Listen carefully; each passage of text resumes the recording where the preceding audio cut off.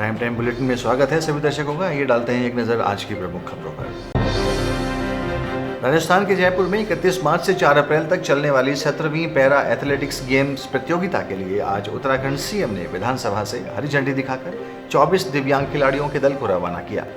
वहीं दिव्यांग खिलाड़ी इस प्रतियोगिता के लिए खासे उत्साहित नजर आए। उनका कहना है कि इस प्रतियोगिता में हम बढ़ चढ़कर प्रतिभाग कर रहे हैं। उत्तराखंड प्रदेश के खिलाड़ी उत्तर प्रदेश की तुलना में अब ज्यादा बढ़ चढ़कर हिस्सा ले रहे हैं। राजस्थान जयपुर में 17वीं राष्ट्रीय पैरालंपिक एथलेटिक्स चैंपियनशिप आयोजित हो रही है, जो 31 से 4 अप्रैल तक चलेगी। इसमें हमारे उत्तराखंड राज्य का 24 लोगों का दल रवाना हो रहा है, जिसमें गोला फेंक, भाला फेंक, हाई जंप, लॉन्ग जंप, इस डिफरेंट इवेंट्स में हमारे विकलांग भाई, दिव्यांग भाई इसमें प्रतिभाग कर रहे हैं। उत्तराखंड जो है उत्तर प्रदेश से ज़्यादा बढ़ चढ़ के हिस्सा ले रहा है, ये मेरा देखने में आया है। जी, सरकार की तरफ से किस तरह का आपको मोटिवेशन मिल पा रहा है?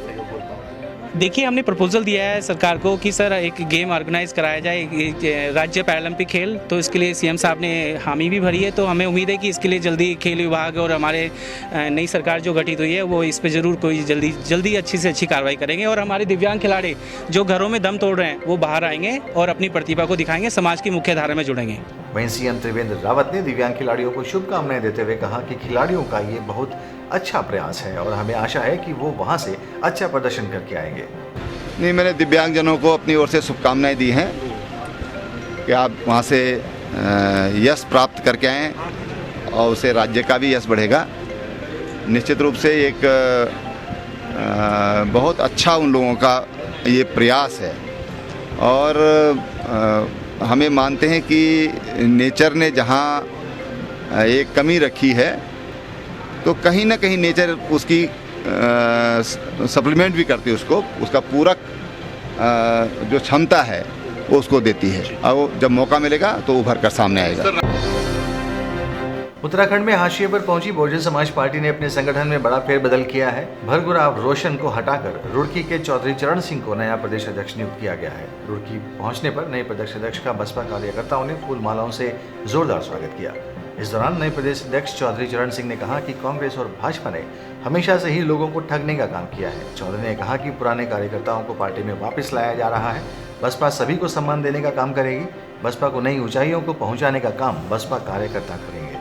माननीय काशीराम जी कह गए थे कि कांग्रेस को इस देश से हटाना है, क्योंकि कांग्रेस हमारे लिए बड़ी हानिकारक रही है, सिरों पायजन दिया है। और एक बार वो कांग्रेस हट जाएगी, उसके बाद बीजेपी आएगी। भले ही बीजेपी ने अपने उल्टे सीधे काम करके, भ्रष्टाचार करके, घोटाला करके, अपने चोरी करके ये अपनी गद्दी पर बैठे हैं, लेकिन काशीराम जी ने कहा था कि एक दिन को ये भारतीय जनता पार्टी भी इस देश से खत्म हो जाएगी और फिर बहुजन समाज पार्टी का इस देश में परचम लहराएगा और हम अभी से ही शुरुआत करने जा रहे हैं। फुनबा बढ़ाया जाएगा पार्टी का? हाँ, बिल्कुल बढ़ाया जाएगा, बहुत अच्छी तरह बढ़ाया जा रहा है। अभी मेरे पे सवेरे रात से टेलीफोन आ रहे हैं कि जो लोग घर बैठे हुए थे वो सामने आ चुके हैं, कह रहे अब परचम लहराएगा, हम घर में नहीं बैठेगा, मैं आपके साथ। मसूरी लंडौर कैंट बोर्ड की बैठक में कैंट क्षेत्र की समस्याओं को लेकर हुई चर्चा। बैठक में जनप्रतिनिधियों ने सफाई व्यवस्था का मुद्दा भी उठाया। बैठक में तय किया गया है कि कैंट क्षेत्र में बैरियर लगाया जाएगा और कैंट में आने के लिए लोगों को शुल्क देना पड़ेगा। साथ ही मेजर जनरल बलराज मेहता ने कहा कि कैंट क्षेत्र में प्रवेश के लिए बैरियर लगाते समय आम जनता को कोई परेशानी न हो, इसके लिए उपाय किए जाएंगे। साथ ही खुले वातावरण में कूड़ा फेंकने वालों के खिलाफ 500 रुपए तक जुर्माना लगाने की बात भी उन्होंने कही। अभी तो हम एक तरह से एक समझ लीजिए कि सर्वे ही करेंगे कि उसको ग्राउंड पे जाके देखा जाएगा, जिससे कि बैरियर का जो काम है वो काम बैरियर करे और जिससे कि आम जनता को कोई नुकसान ना हो, परेशानी ना हो। तो वार्निंग दे करके अगर वो सफाई नहीं करते हैं तो जो कमर्शियल एस्टेब्लिशमेंट्स हैं उनको अपना 500 रुपये फाइन किया जाएगा और उसी हिसाब से प्रोसिक्यूशन की जाएगी। कमर्शियल व्हीकल जो भी हमारे यहाँ एंट्री करते हैं कैंट बोर्ड में, जो कि कैंट एक्ट में प्रोविजन है, उसके अकॉर्डिंग हम व्हीकलिटी फी वगैरह चार्ज करते हैं सब जगह पे। आप देहरादून में देख लीजिए, जिससे जो भी कैंट है सब जगह पे चल रहा है। तो हम यहाँ भी इम्प्लीमेंट करना चाह रहे हैं और सिर्फ कमर्शियल व्हीकल का ही उसमें टैक्स लगेगा। मसूरी में नवरात्रों की धूम मची है। शहर के सभी माता मंदिरों में भक्तों का तांता लगा हुआ है। वहीं शहर के जाने माने 5 सितारा होटल ने भी नवरात्रों को ध्यान में रखते हुए सैलानियों के लिए मेन्यू में एक स्पेशल थाली जोड़ दी। शेफ ने गढ़वाल के भोजन के बारे में बताते हुए कहा कि गढ़वाल का जो भोजन है वो स्वादिष्ट होने के साथ साथ पौष्टिक भी है। उत्तराखंड ये देवभूमि है। देवभूमि सबसे पहले कि ये नवरात्रा ये चीज़ें हमारे यहाँ पे पर्टिकुलरली ज़्यादा मानते हैं लोग, तो हमने उस बेस पे इस थाली को तैयार किया है। ये थाली हमने स्पेशली बनाई यहाँ पे, कोदा झंगोरा की बात किया जाए सर, तो ये सबसे एक जहाँ जो उत्तराखंड का कोदा झंगोरा, इसमें बहुत हेल्थी प्रोटीन डिशेस है ये। वहीं होटल के जीएम का कहना है कि सैलानियों को भी ये थाली खूब लुभा रही है। पर ये हम बढ़ चढ़ के हम भी ये सोचते रहते हैं नवरात्रों के आने से पहले ही कि क्या क्या नई नई चीज़ें और नए नए व्यंजन हम अपने यात्रियों को दे सकें, हमारे यहाँ रहने वालों को दे सकें। नवरात्रि के दूसरे दिन मां ब्रह्मचारिणी की पूजा अर्चना श्रद्धालुओं ने सुबह से ही बड़े धूमधाम से की। पिथौरागढ़ में भी सुबह से ही मंदिरों में लोगों का तांता लगा रहा। चैत्र नवरात्र व नव संवत्सर की शुरुआत होते ही मंदिरों में सुबह से ही भक्त मां की पूजा के लिए रुके हुए हैं। नवरात्रि के दूसरे दिन मां ब्रह्मचारिणी की पूजा अर्चना श्रद्धालुओं ने सुबह से ही बड़े धूमधाम से की। तो 9 देवियाँ जो है आदि शक्ति हैं, एक ही रूप है 9 के, तो अलग अलग तिथि के अनुसार अलग अलग नामों से 9 दिन पूजा होती है जी। हम लोग पूरी नवरात्रि रखते हैं, पूरे 9 दिन की नवरात्रि रखते हैं। इस नवरात्रि का हमें बहुत इंतजार रहता है। हम मैया के लिए इसका व्रत रखते हैं, अपनी मनोकामना पूरी करने के लिए व्रत रखते हैं। 9वें दिन फिर हम कन्या पूजन वगैरह करते हैं। कन्याओं को 9 कन्याओं को एक भैरव को बैठा के कन्या पूजन वगैरह करते हैं। इससे हमारी मनोकामना पूरी हो जाती है। नवजात शिशु और माता को प्रसव के बाद अस्पताल से उसके घर छोड़ने के लिए शुरू हुई खुशियों की सवारी पिथौरागढ़ में बंदी के कगार पर है। पिछले 6 दिनों में खुशियों की सवारी गाड़ी में ईंधन न होने के कारण 3 गाड़ियां जिला महिला अस्पताल में खड़ी हो गई है। पिथौरागढ़ जिला अस्पताल में खड़ी ये गाड़ी खुशियों की सवारी है। इन गाड़ियों से जच्चा बच्चा को सुरक्षित प्रसव होने के बाद उनके घर तक छोड़ने की जिम्मेदारी तय हुई थी, लेकिन ईंधन के अभाव में ये गाड़ियां अब यहाँ खड़ी होने को मजबूर हैं। पिथौरागढ़ जिला महिला अस्पताल में प्रतिदिन आधे दर्जन से अधिक बच्चों का जन्म होता है। सरकार द्वारा मां और बच्चे को सुरक्षित घर तक पहुंचाने के लिए खुशियों की सवारी योजना के तहत शुरू की गई इस योजना से लोगों को लाभ मिल रहा था, लेकिन ईंधन नहीं होने से इस योजना पर ब्रेक लगने के बाद अब लोग परेशान हैं और जल्द ही इस समस्या का समाधान करने की मांग कर रहे हैं। जो भी पब्लिक गवर्नमेंट द्वारा ये खुशियों की सवारी चलाई गई थी, ये बहुत अच्छी योजना गवर्नमेंट द्वारा चलाई गई थी, मगर आज ये तेल के अभाव के कारण पूरी बंद हो चुकी है, जो कि गलत है। हम ये गवर्नमेंट से कहेंगे कि आप इस चीज़ को आगे भी चलाते रहें ताकि पब्लिक को इसमें सुविधा मिले। वहीं इस बाबत जिला मुख्य चिकित्सा अधिकारी का कहना है कि जिले के अन्य स्थानों पर ये गाड़ियां अभी भी चल रही हैं। जिले के महिला अस्पताल में बजट अभाव के कारण इसमें कुछ दिक्कतें हैं, जल्द ही इसके समाधान खोजे जाने की उम्मीद है।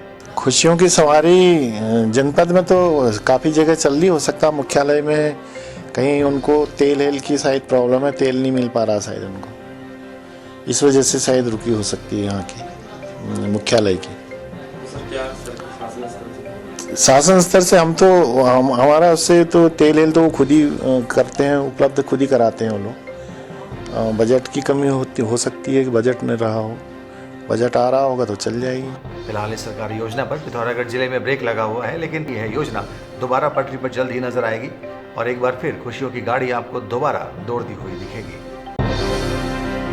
बीटेक के बाद एक गांव में कॉलेज खोलने का सपना दिखाकर युवक से 18 लाख की ठगी का मामला सामने आया है। खुद को सीए बताने वाले आरोपी ठग ने बैंक में ऊंची पहुंच का भरोसा दिलाकर कॉलेज के नाम पर 3.5 करोड़ रुपए का ऋण दिलाने का भरोसा दिया था, लेकिन एडवांस के नाम पर 18 लाख रुपए हड़पने के बाद आरोपी अपने वादे से साफ मुकर गया।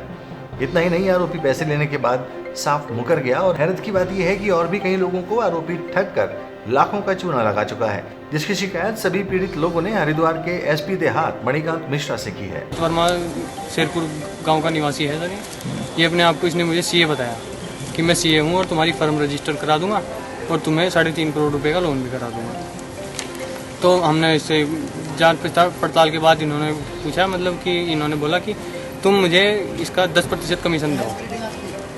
अब उसने बोला कि मतलब 18 लाख रुपए के करीब की मुझे ज़रूरत स्टार्टिंग में पड़ेगी और तुम पैसे का इंतजाम कर दो। तो धीरे धीरे हमने इसके 2 किस्तों में, मतलब एक बार 10 लाख रुपए हमने इनको दिए और एक बार 8 लाख रुपए हमने बाद में दिए। तो 2 किस्तों में हमने इसको 18 लाख रुपए दे दिए सर। और जब हमें मतलब कहीं भी इलाहाबाद, हमने पूछा मतलब कौन सा बैंक से लोन हो रहा है हमारा, तो ये बोल रहे हैं कि मतलब यहाँ इलाहाबाद बैंक है सिविल लाइन में, तो वहाँ से लोन हो रहा है तुम्हारा। हमने 1-2 बार वहाँ जांच पड़ताल की तो वहाँ ऐसा कुछ नहीं था। वो जो मेरा बच्चा जिद कर गया कि मुझे कॉलेज खोलना, तो जी मैं इसे मना भी करी, मैं भाई रहने दे, यो मानना नहीं। तो ये सीए के इसके पास में चला गया। इसने मुझे बताया कि मैं आपका पड़ोसी हूँ, शेरपुर गांव से रहने वाला हूँ और आप अगर ऐसा हो आपके साथ में मैं धोखा भी करूँगा तो आप मेरे गांव में भी जाकर कह सकते हो। और मैं ऐसा आपके साथ में करना नहीं चाहता। तो जी इस तरह की बात तो मैं करके फिर हम इसने हमारे पास पैसे की डिमांड करी, तो पैसा दे दिया हमने इसे 2-3 किस्तों में जी, और ब्याज पे उठा कर दे दिया। मगर चलो भाई इसने टाइम कितने पैसे दिए? 18 लाख रुपए दिए जी। अब पुलिस पूरे मामले की छानबीन में जुट गई है। एसपी देहात मणिकांत मिश्रा का कहना है कि पूरे मामले की जांच की जा रही है। मैंने जांच के लिए इसमें इंस्पेक्टर को निर्देशित कर दिया है और उस जांच की रिपोर्ट के आधार पर अग्रिम कार्रवाई की जाएगी। सर फरार है घर से वो उसका पता नहीं चल रहा है, जो चार्टर्ड अकाउंटेंट है कि वो कहाँ है, उसकी जानकारी ली जा रही है। पहले भी किया है सर उसने धोखाधड़ी का मामला? कुछ उसके साथ ही 1-2 लोग और अभी आए थे, जो अखबार में जिस दिन ये सूचना निकली उसके बाद कुछ और लोग भी आए थे, जिनके साथ वो कुछ और पैसे लेके फरार हुआ है। इस बुलेटिन में इतना ही। कल फिर हाजिर होंगे। आप देखते रहें देवभूमि न्यूज़।